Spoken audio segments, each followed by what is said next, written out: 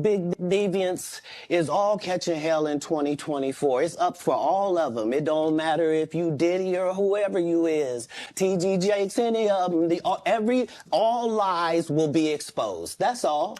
And anyone who takes that the wrong way, know why they take it the wrong way.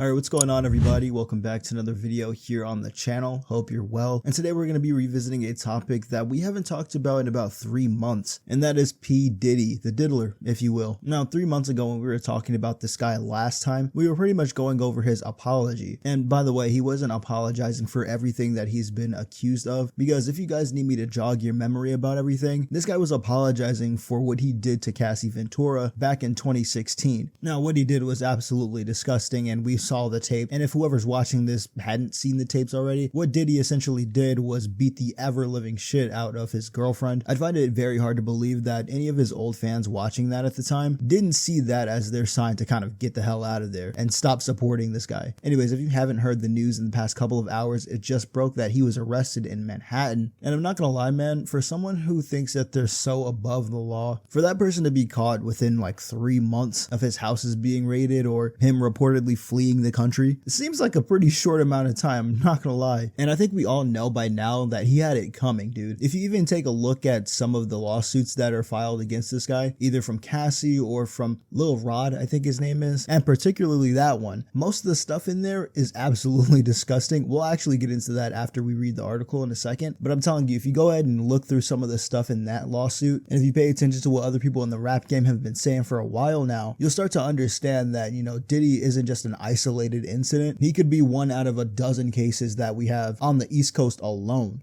Sean Diddy Combs was arrested in Manhattan on Monday evening after a grand jury indicted the hip-hop mogul, authorities say. The arrest follows the Homeland Security's raids on the Bad Boy founder's homes in late March, seemingly triggered by a wave of sexual abuse lawsuits against him. Now, this article in particular, and other articles actually, are stating that we don't really know exactly what charges this guy's going to be facing yet. However, I feel like it's going to be something like this.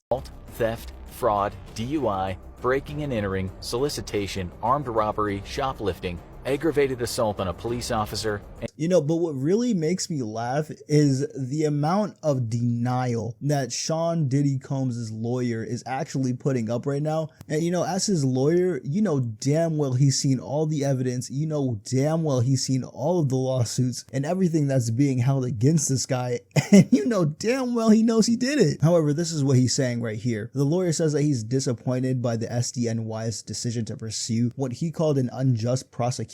He says Sean Diddy Combs is a music icon, self-made entrepreneur, loving family man, and a proven philanthropist who has spent the last 30 years building an empire, adoring his children and others, working to uplift the black community. He's an imperfect person, but he's not a criminal. Get the fuck out of here, bro. This is the same guy who was caught on tape beating the absolute hell out of his girlfriend, and you're saying he's not a criminal. This is the same dude who has multiple cases of grooming and doing things sexually with minors at all his freak-offs, which now this is pretty much public knowledge, by the way. And let's not forget the fact that this guy also makes people have homosexual encounters with other men, videotapes it so that he has blackmail on them. By the way, that's all in Lil Rod's lawsuit against Diddy, including some other things like some shocking stuff about another famous black actor by the name of Cuba Gooding Jr. and him trying to grope and press his body up against another man and feel up on his backside and all that other stuff. It's shocking, it's disgusting. Honestly, it's a little bit heartbreaking too. But yeah, that aside,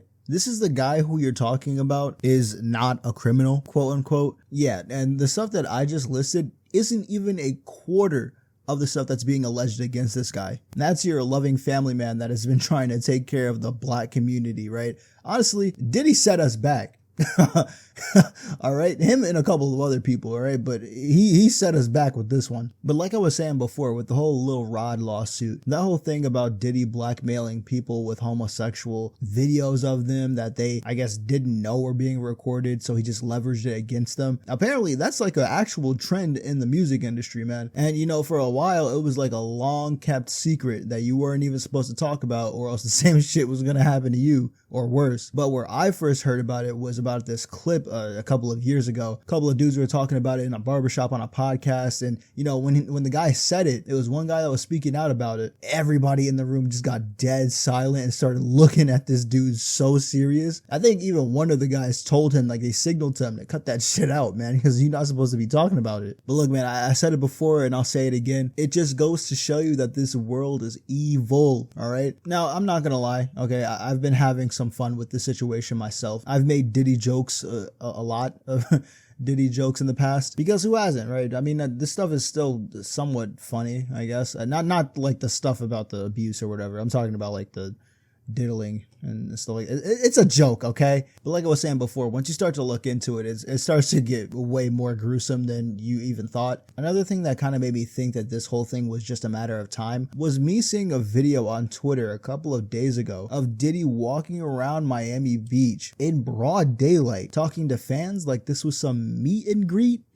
Motherfucker, ain't you supposed to be on the run?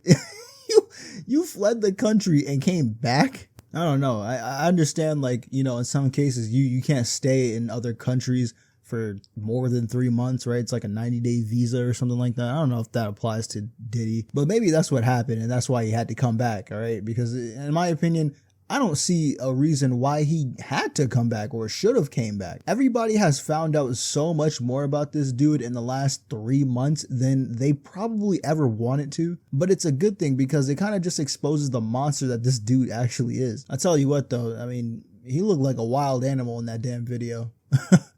Like people just recording him as he's prowling the beaches, bro. Like he looked like he was on the hunt, straight up, bro. Predator style. But hey man, as long as updates keep coming out, I'll still keep telling you about them. Subscribe if you want to keep up to date with the internet, and I'll see you guys in the next one. Sub up, stay safe, and peace.